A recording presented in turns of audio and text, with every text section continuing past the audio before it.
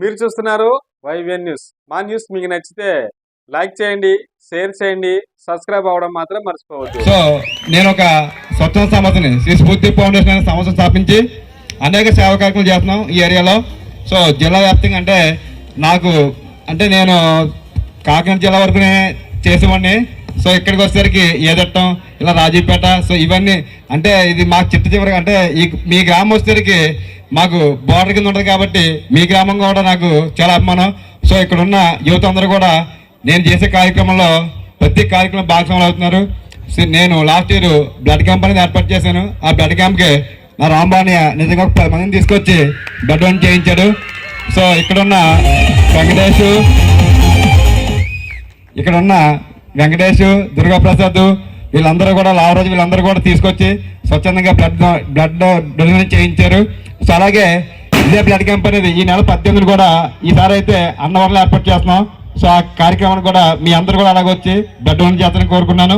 అలాగే మీరు ఆపదలో ఉన్నప్పుడు ఎవరికైనా బ్లడ్ కావాల్సి ఉన్నప్పుడు మీరు స్వచ్ఛందంగా స్పందించాలి. ఎందుకంటే మనం ఫంక్షన్ చేసుకుంటే 1000 మంది వస్తారు మన ఫంక్షన్కి.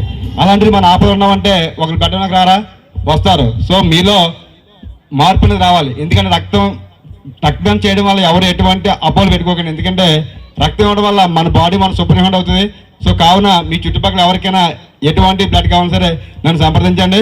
సో నా దూరాలు ఉన్నప్పుడు కూడా మీలో కూడా మార్పు వచ్చి మీరు కూడా స్వచ్ఛందంగా వెళ్ళి రక్తం చేయండి. అలాగే మీ ఏరియాలో ఎవరైనా చదువుకునే పిల్లలు ఉండి నిరుపేద కుటుంబం చెందికి సో చదువు మీద ఆసక్తి ఉండి చదువుకోలేని పిల్లలు ఎవరైనా ఉంటే నన్ను సంప్రదించండి. సో మా స్ఫూర్తి ఫౌండేషన్ నుంచి కూడా ఆ పిల్లలందరినీ చదివిస్తాము. అలాగే ఆపదలో ఎవరికైనా ఇల్లు కాలిపోయిన కుటుంబాలకు కానీ అలాగే వైద్యం పరంగా కానీ సో ఎవరికి ఎటువంటి నీరు కావాలన్నా సరే ఆల్రెడీ మీ గ్రామంలో ఆల్రెడీ చేసాం మేము. సో అక్కడ చెట్టుగల్పేటలో ఆల్రెడీ చేసాం ఫ్యామిలీకి. సో అలాగే ఇంకా కార్యక్రమం ఎవరికైనా కావాలంటే మేము సపోర్ట్ చేస్తాం. అలాగే మీరు ఏదో నెక్స్ట్ ఇయర్ బాబు జగజ్జీవన్ గారు విగ్రహాన్ని పెడతామంటున్నారు. సో దానికి కూడా నా వంతుగా నేను డెఫినెట్గా ఆర్థిక సేవను చేస్తాను. సో అది ఎంత ఇప్పుడు చెప్పను. సో నా వరకు వచ్చినప్పుడు నా వంతుగా నేను చేస్తాను షూర్గా. సో ఎందుకంటే మనందరం కలవడానికి ఏదో ఒకటి అంటే ఒక వేదిక అనేది ఉండాలి. సో ఈరోజు బాబు జగజ్జీవన్ గారు 110వ జయంతి సందర్భంగా మనందరూ ఇక్కడ కలిసినందుకు నిజంగా చాలా హ్యాపీగా ఉంది.